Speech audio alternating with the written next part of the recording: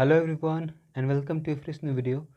तो इस वीडियो में मैं ट्राई करूंगा कि पेपर 2 का जो कंप्लीट ऑब्जेक्टिव है वो मैं आप लोगों को इसी वीडियो में प्रोवाइड कर दूं, ताकि आप लोगों का ज़्यादा टाइम वेस्ट ना हो। एंड साथ ही साथ पेपर 1 का मैंने आप लोगों को सैम्पल पेपर दिया था, लेकिन क्योंकि उससे बहुत ही कम क्वेश्चंस मैच किए थे, इसलिए पेपर 2 में मैंने यहाँ पे टॉपिक वाइज आप लोगों को नोट्स प्रोवाइड किया है, ताकि इससे आप लोगों का ज़्यादा से ज़्यादा क्वेश्चन जो है वो एग्जामिनेशन में देखने को मिले।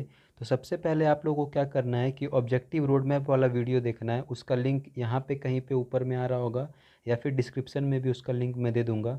तो ऑब्जेक्टिव रोड मैप का वीडियो देखने के बाद आप लोगों को ये जो तीनों बुक है, the mystic drum, the rape of the lock and the scholar Gypsy, ये तीनों का समरी आप लोग को देखना है। अनफॉर्चुनेटली इनका समरी मेरे चैनल पे नहीं है, तो आप लोग किसी भी चैनल को फॉलो कर सकते हो। बट ये जो मिस्टिक ड्रम है, ये आप लोग अगर यूट्यूब पे सर्च करोगे तो इसका पोयम हर जगह पे दिया हुआ है। तो पोयम वाला हमारा सिलेबस में नहीं है। हमारे सिलेबस में जो है, जो कि यूट्यूब पे आप लोगों को अवेलेबल नहीं मिलेगा, तो फिर आप लोग को इसका ध्यान रखना है कि आप लोग को पोयम का समरी नहीं देखना है। ये जो द मिस्टिक ड्रम है, इसमें जो पोर्शंस कवर किए गए हैं वो है ओड, सोनेट एंड ऐसे ही आप लोग के कुछ और पोएम्स है, जैसे कि she walks in beauty, Kubla Khan, futility, neutral tones, the invocation, a slumber did my spirit seal, sailing to Byzantium. तो ये सब आप लोगों के सिलेबस में है। तो आप लोगों को द मिस्टिक ड्रम पे खास करके ध्यान देना है कि आप लोगों को पोएम को कवर नहीं करना है। नेक्स्ट अब हम लोग इस वीडियो में आगे बढ़ते हैं। तो सबसे पहले जो हमारा टॉपिक है वो है ओड, यानी कि ये जो द मिस्टिक ड्रम बुक है इसको कवर करेगा। तो इसमें हम लोग देखते हैं क्या क्या इंपॉर्टेंट नोट्स हैं। तो यहाँ पे सबसे फर्स्ट है हमारा uh ode is a type of lyrical stanza होता है ये। एंड जो हमारे तीन सबसे इंपॉर्टेंट सिलेबस में ओड्स हैं वो है ode to the west wind, ode on an Grecian urn and ode to the nightingale. तो ode to the west wind was written by P V Shelley, ode on an Grecian urn was written by John Keats. And अगर हम लोग बात करें ode on an Grecian urn, तो इसमें ये बताया गया है कि आर्ट जो है वो परमानेंट होता है, यानी कि अगर आर्टिस्ट कुछ भी बनाते हैं तो वो हमेशा के लिए परमानेंट हो जाता है। लेकिन जो ह्यूमन लाइफ है वो टेम्प्रेरी है। यानी कि ह्यूमन जो होते हैं वो मॉर्टल होते हैं, यानी कि उनका लाइफ टेम्प्रेरी होता है। नेक्स्ट है हमारा beauty is truth, truth beauty has been taken from, तो ये लाइन ली गई है ode on an Grecian urn से। और ये लाइन भी हमारी heard melodies are sweet but those unheard are sweeter has been taken from, तो ये भी ओड एंड ग्रेसियन अर्न से ली गई है। तो ये आप लोगों को लाइंस का ध्यान रखना है, क्योंकि एग्जामिनेशन में आ सकता है। तो 7 नंबर एंड 8 नंबर जो लाइन है, if I were a dead leaf thou mightest bear has been taken from, and I if winter comes can spring be far behind has been taken from. तो ये जो दोनों lines हैं ये ode to the west wind से ली गई है। एक्चुअली इसमें अगर आप लोग देखोगे कि स्प्रिंग का बात किया गया, या फिर जो पत्ते झड़ते हैं स्प्रिंग में, तो ऐसा कुछ भी आप लोग को मिलेगा तो आप लोगों को टिक कर देना है ode to the west wind. अगर आर्ट की बात की होगी, आर्टिस्ट की बात की गई होगी, लाइफ की बात की गई होगी, तो ode and on and Grecian urn आप लोगों को टिक कर देना है। नेक्स्ट है हमारा ode to a nightingale was written by, तो ये जॉन किट्स के द्वारा लिखी गई थी।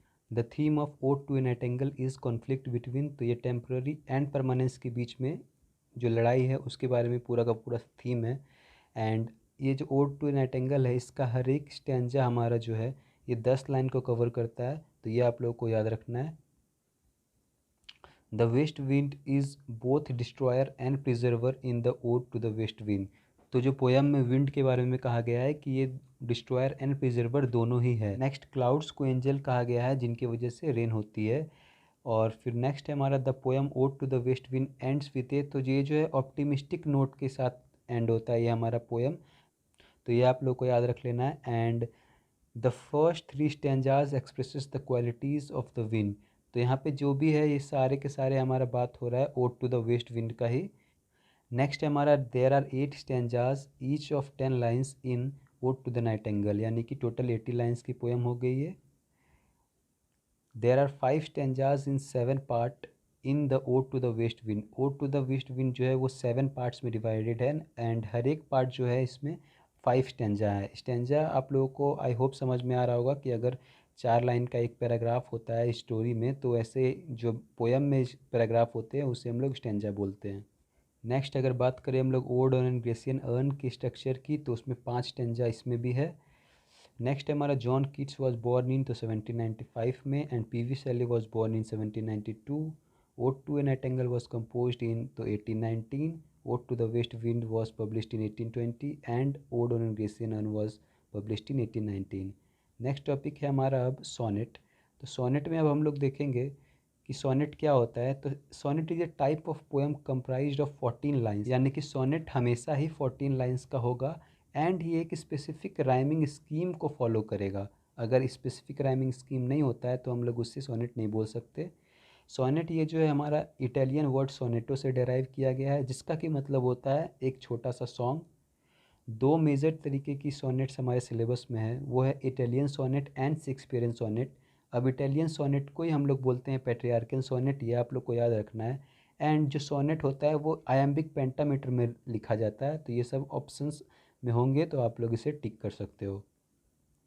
Next, Italian sonnet can be divided into two groups. तो इटालियन सोनेट या फिर हम लोग बोल सकते हैं पेट्रियार्कन सोनेट, इसे दो ग्रुप में डिवाइड कर सकते हैं। तो जो पहला 8 लाइन होता है उससे हम लोग बोलते हैं ऑक्टेव, एंड लास्ट का जो 6 लाइन होता है इसे बोलते हैं हम लोग सेसेट। तो 8 और 6 14 लाइन सोनेट में होना ज़रूरी है, ये आप लोग को याद हो ही गया होगा। अब इसका जो राइमिंग स्कीम है ऑक्टेव का वो है ABBA and rhyming scheme of sestet है CDE। नेक्स्ट है हमारा शेक्सपियरन सोनेट है 14 लाइंस। मैंने कहा कि कैसा भी टाइप का सोनेट हो उसमें 14 लाइंस होगा, ये ज़रूरी है। ये 4 ग्रुप्स में डिवाइडेड होता है, यानी कि टोटल 4 स्टैंजा हो सकते हैं इसमें, जिसमें कि 3 जो है हमारा क्वार्टरन होगा एंड 1 कपलेट होगा। 3 क्वार्टरन यानी कि एक क्वार्टरन में आपका 4 लाइन होता है, तो 3 क्वार्टरन यानी कि 12 लाइन एंड एक कपलेट, कपलेट 2 लाइन को बोलते हैं। तो फिर इधर हो गया 12 और 2 14 लाइन। ये आप लोग को याद रखना है। राइमिंग स्कीम को एक बार देख लेना है, AB CD EF and GG। यहाँ पे देखिए, जैसे आप लोग देखते हो कि यहाँ पे जो राइमिंग स्कीम है ये लास्ट में 2 है यानी कि कपलेट है, तो ये आप लोग को समझ जाना है कि शेक्सपियरियन सोनेट है। नेक्स्ट है हमारा कि पुअर सोल द सेंटर, जो कि हमारे सोनेट जो कि हमारे सिलेबस में सोनेट है वो लिखी गई थी शेक्सपियर के द्वारा। शेक्सपियर ने 154 सोनेट्स लिखी है total. Painting thy outward was so costly gay has been taken from, तो इसी एक सोनेट से, क्योंकि यही हमारे सिलेबस में है ही, तो आप लोग को ज़्यादा सोचना भी नहीं है। अगर कोई भी ऐसा क्वेश्चन आता है जिसमें समझ में नहीं आ रहा है तो फिर आप लोग इसे टिक कर सकते हो, अगर आपके 50 अटैम्प्ट नहीं हो रहे हैं तो। नेक्स्ट है हमारा poor soul the centre deals with the theme of. तो इसका जो थीम है वो है distinction between soul and body, आत्मा और शरीर के बीच की जो डिस्टिंक्शन है, अंतर है, उसके बारे में पूरा का पूरा ये जो है थीम है। नेक्स्ट है the Petrarchan sonnet is introduced in England, तो वैट के द्वारा इंट्रोड्यूस किया गया था। एंड ब्लैंक वर्स जो है हमारा वो अनराइम्ड वर्स होता है, जो कि आयम्बिक पेंटामीटर में लिखा जाता है। एंड हेप्टामीटर जो होता है वो 7 फीट को कंटेन करता है, ये आप लोग को याद रखना है। बैलेड स्टैंजा जो होता है वो 4 लाइन का होता है। एंड नेक्स्ट है हमारा 2 consecutive lines of iambic pentameter with the rhyme scheme AABB is known as, तो हीरोइक कपलेट बोलते हैं इसे। And alliteration is usually applied to, तो कॉन्सोनेंट में एलिट्रेशन को अप्लाई किया जाता है। अगर आप लोगों ने लिटरेरी डिवाइसेस वाला वीडियो नहीं देखा है तो उसका भी लिंक मैं डिस्क्रिप्शन में दे दूंगा। तो ये यहाँ पे 4 लिटरेरी डिवाइसेस या फिर बोल सकते हैं फिगर ऑफ स्पीच का एग्जांपल मैंने दिया है, बाकी उस वीडियो में आप लोग कम्प्लीटली उसे कवर कर सकते हो। एंड इसमें जो राइम है, राइम को हम लोग क्या बोलते हैं, तो it is a recurrence of similar sounds in the closing syllables of different verses, and rhythm is the measured flow of words in regular movement in a poetic composition, and meter is the succession of regularly accented group of syllables। तो ये आप लोगों को याद रखना है। कुछ poems हैं इंपॉर्टेंट जिससे कि कुछ ऑब्जेक्टिव्स फ्रेम किए जा सकते हैं, तो वो है सी वॉक्स इन ब्यूटी। तो she walks in beauty was written by Lord Byron. इसका जो राइम स्कीम है वो है AB काफ़ी इंपॉर्टेंट है, याद रख लेना है आप लोगों को। Lord Byron was born in 1788 and जो पोएम है सी वॉक्स इन ब्यूटी इसे पब्लिश किया गया था 1815 में। And C walks in beauty में जब बायरन ने उस वेमेन को देखा था तो सबसे पहली बार कब देखा था, तो एक पार्टी में देखा था। नेक्स्ट हमारा Byron describes both outward beauty and inner goodness of in the poem.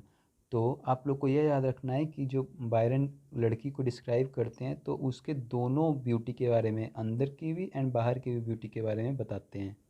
And इसी पोयम में एक वर्ड यूज किया गया है एलोक्वेंट, तो इसका मतलब होता है कि किसी भी चीज़ को क्लियरली एक्सप्रेस करना, ये आप लोग को याद रख लेना है। नेक्स्ट जो हमारा पोयम है वो है टू स्काईलार्क। तो यहाँ पे एक एरर है, टू ए स्काईलार्क लिखा था पीबी शैली ने, जिनका जन्म हुआ था 1792 में। एंड स्काई जो है यहाँ पे टू ए स्काईलार्क में, ये डिस्क्राइब होता है कि स्टेज की तरह इस पोयम में। नेक्स्ट हम लोग देखते हैं, तो the poet see the skylark between the earth and the sky and the skylark was published in 1825। The skylark sing in all season. जो नेक्स्ट है वो है, the poem describes that the nightingale sings in all season and the skylark sing from the hiding place of the glorious light of the upper air. Next है, the time mentioned in the poem is, तो sunny morning के दौरान ये जो poem है ये set है। And जो नेक्स्ट है वो है, the poet is listening to, तो ये जो बर्ड का पोएम है इसे सुन रहे हैं ये जो हमारे पोएट हैं। नेक्स्ट है हमारा जो पोएम वो है कुबला खान, तो ये लिखी गई थी एस.टी. कॉलरिज के द्वारा, जिनका कि जन्म हुआ था 1772 में। एंड जो कुबला खान है ये पब्लिश हुई थी 1816 में।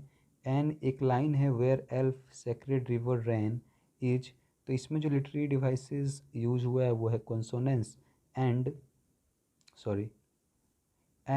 जो सोर्स ऑफ इंस्पिरेशन है पोएट के लिए वो है milk of paradise.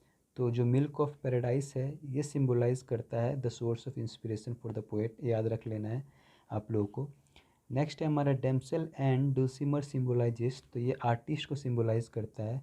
And next है the word surreal best describes the setting created in the opening stanza. तो ओपनिंग स्टैंजा में जो सेटिंग क्रिएट की गई है एस.टी. कॉलरिज के द्वारा, उसे अगर डिस्क्राइब करना हो तो ये जो वर्ड है सरियल ये परफेक्टली डिस्क्राइब करता है।